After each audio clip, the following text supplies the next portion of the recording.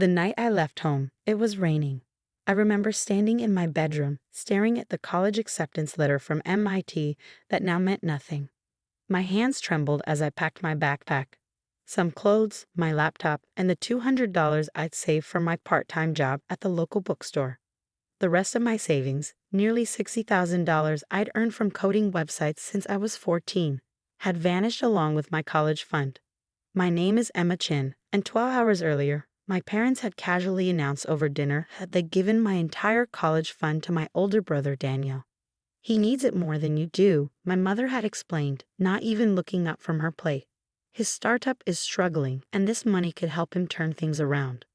But that's my college fund. I protested, my voice shaking. I've been accepted to MIT. Tuition is due next month. My father's response was sharp. Daniel has real potential. His business idea could make millions. You just want to study computer science. Any state school will do for that. I looked at Daniel, expecting him to say something to show some sign of guilt for taking my future. Instead, he just smirked. Thanks, Mom and Dad. I won't let you down. The worst part wasn't just losing my college fund.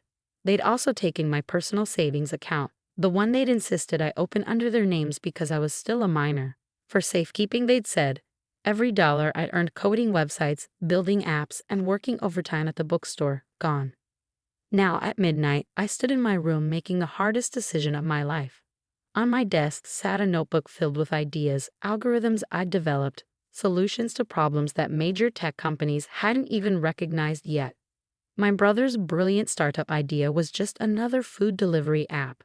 But my parents had never bothered to understand what I was working on. I heard footsteps in the hallway and quickly turned off my light, pretending to be asleep. My mother's shadow paused at my door.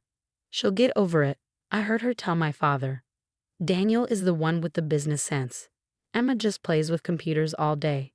Plays with computers, that's how they saw my work, even after I'd won the state programming championship 3 years running. Even after my coding projects had earned me the MIT scholarship, the one that would now go to waste because I couldn't afford the remaining tuition. I waited until their footsteps faded and the house fell silent. Then, moving quietly, I pulled out the emergency backpack I prepared earlier. Along with clothes and basic necessities, it contained something far more valuable. A small external hard drive containing all my code, my projects, and most importantly, the algorithm I've been perfecting for the past 2 years. My phone buzzed. A text from my best friend Sarah. My mom's waiting 2 blocks away. Are you sure about this? I took one last look around my room. The coding competition trophies my parents had never displayed. The acceptance letter from MIT that had once meant everything. The family photo where Daniel stood front and center, his arm around our beaming parents, while I stood slightly apart, already becoming invisible. Yes, I texted back. I'm sure. I did leave a note. What was there to say? They'd made their choice, prioritizing Daniel's half-baked startup over my education, my dreams, my future. Now I was making mine. The rain had softened to a drizzle as I climbed down the trellis outside my window. Sarah's mom, Mrs. Rodriguez, was waiting in her car exactly where she promised. She'd been more of a mother to me over the years than my own, always attending my competitions, actually asking about my projects. Oh honey, she whispered as I slid into the backseat, my clothes damp from the rain. Are you absolutely certain?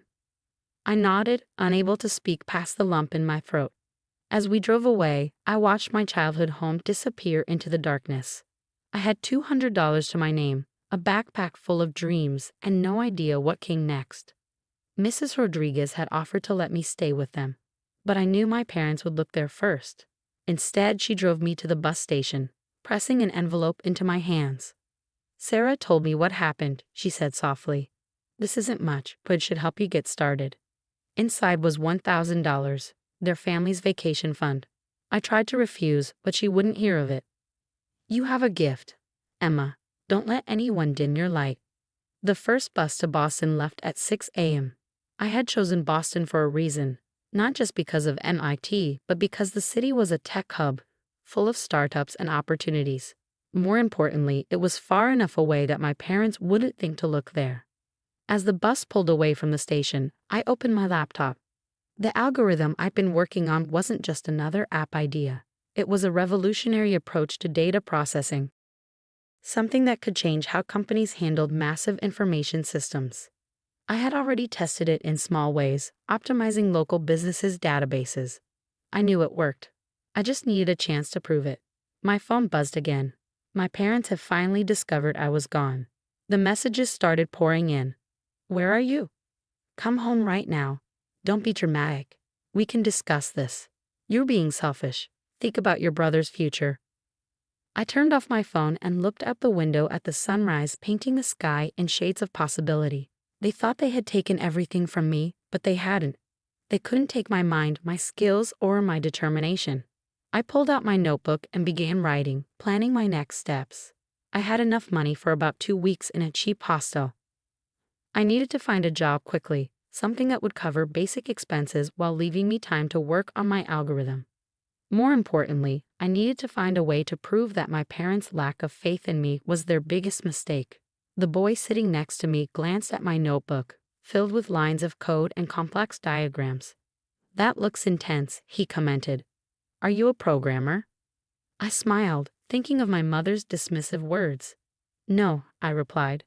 "I'm a future CEO, I just don't know it yet." 10 years is a long time to live with anger, but success is the best revenge. I sat in my corner office on the 47th floor of our company headquarters, staring at the email that had just arrived. Forbes wanted to feature me on their cover. 30 Under 30 had been 2 years ago. This was the main magazine, and they wanted to tell my story. The irony wasn't lost on me. Below my window, I could see the building where I'd spent my first 3 months in Boston, working as a night janitor. During the day, I coded in public libraries, using their free Wi-Fi to develop my algorithm. At night, I cleaned offices, carefully observing how different companies operated. My phone buzzed. A message from Sarah, still my best friend after all these years. "Have you seen it? Your brother's company finally went under." I had seen it. Daniel's food delivery app had burned through my college fund and 3 rounds of investor money before finally collapsing. My parents had lost everything trying to keep his dream alive. "Ms. Chen," my assistant's voice came through the intercom. "The board meeting starts in 10 minutes. I gathered my materials, smoothing my designer suit, a far cry from the second-hand clothes I'd worn during those early days in Boston. The memory of my first big break was still vivid in my mind. It had happened during my 3rd month as a janitor. I was cleaning the offices of a mid-sized tech company when I noticed their system had crashed. Their entire team was working late, panicking over lost data and corrupted databases. I still don't know what gave me the courage, but I walked straight up to their director and said, "I can fix this." He had laughed at first, this janitor in a worn uniform claiming she could solve what his entire team couldn't. But desperation made him willing to try anything. 3 hours later, their systems were running faster than ever. My algorithm didn't just recover their data, it revolutionized how their entire system processed information. By morning, I had a job offer as their lead systems architect. Within 6 months, I had patented my algorithm. A year later, I founded my own company, Nova Tech Solutions. The boardroom fell silent as I entered. 10 years ago, I was a 17-year-old with $200 to my name. Now I ran a company valued at over $4 billion. The quarterly results have exceeded all projections. I began, clicking through my presentation. Our new data processing systems have been adopted by 8 Fortune 500 companies, and we're projecting. A notification popped up on my phone. Another message from Sarah. "Your parents are trying to reach you through my mom. They've seen the Forbes announcement." I dismissed the notification. Let them wait. After the meeting, I returned to my office to find an email from my mother. The first contact in 10 years. "Dearest Emma, we've seen the news about your upcoming Forbes cover. Your father and I are so proud. We always knew you had potential. Perhaps we could meet for dinner. There's so much to discuss, especially given your brother's recent setbacks." I deleted the email without replying. Through Sarah, I'd heard enough about their lives over the years. How they remortgaged their house to fund Daniel's failing company. How they bragged about his certain success right up until the end. My assistant knocked on my door. "The Forbes photographer is here for the cover shoot." I smiled. "Send them in. And Clara, after this, please clear my schedule. I want to visit someone." 2 hours later, I pulled up outside the modest house where Mrs. Rodriguez still lived. She opened the door and hugged me tight. just like she had the night she drove me to the bus station. I saw the announcement, she beamed. Though I don't need Forbes to tell me how amazing you are. Over coffee, she told me my parents had been calling her constantly since the Forbes announcement went public. They want to know if I can arrange a meeting, she said carefully. They say they want to apologize. I stirred my coffee, thinking about that rainy night 10 years ago. Did they ever apologize to you? For how they treated you after you helped me? She shook her head. When my parents discovered she had helped me leave, they had threatened to sue her, called her employer, tried to get her fired. She had stood firm, protecting me. The Forbes interview is next week, I said finally. I think it's time everyone heard the real story. The article came out a month later. My face on the cover, my story laid bare. How I left home with $200, built a billion-dollar company from scratch, revolutionized data processing. The journalist hadn't pulled any punches, including my parents' choice to take my college fund and my brother's subsequent business failure. The morning it hit newsstands, I arrived at my office to find my parents waiting in the lobby. My mother clutched a copy of Forbes. My father stood with his hands in his pockets. They looked older, tired, nothing like the confident parents who had dismissed my dreams. Emma, my mother stepped forward. We've come to apologize. We were wrong about you, about everything. I held up my hand, stopping her. 10 years, I said quietly. 10 years of no contact, except when you needed something. And now you're here, after seeing me on the cover of Forbes. We're still your parents, my father protested weakly. No, I corrected him. Mrs. Rodriguez is more of a parent to me than either of you ever were. She believed in me when you couldn't be bothered to even understand what I was working on. But we're family, my mother insisted. Surely that counts for something. I looked at them, really looked at them. Family? I laughed softly. Family doesn't steal their child's college fund. Family doesn't dismiss their daughter's dreams as playing with computers. Family believes in you, supports you, loves you unconditionally.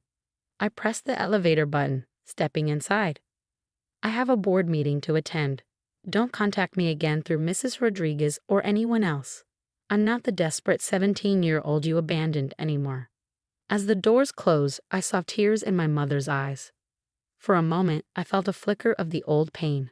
Then I remembered their faces over dinner that night, so casually destroying my future to bet on my brother instead. Today, Nova Tech Solutions continues to grow.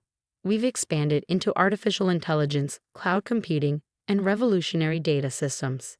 I started a scholarship fund for young programmers, ensuring no talented student has to choose between education and survival. Sarah runs our charitable foundation, focusing on helping teens in crisis. Mrs. Rodriguez sits on the board, bringing her wisdom and compassion to every decision. My parents, they finally sold their house to pay off Daniel's debts. Last I heard, he was working as a delivery driver for one of the apps that had put his company out of business. Sometimes, late at night in my office, I look at that first MIT acceptance letter, now framed on my wall. Below it sits a printed copy of my first bank statement after leaving home. $200 to my name and a world of possibility ahead. They say success is the best revenge, but I've learned it's more than that. Success is proving to yourself that you were right to believe in your dreams, even when no one else did. And sometimes the best thing your parents can give you is the motivation to prove them wrong.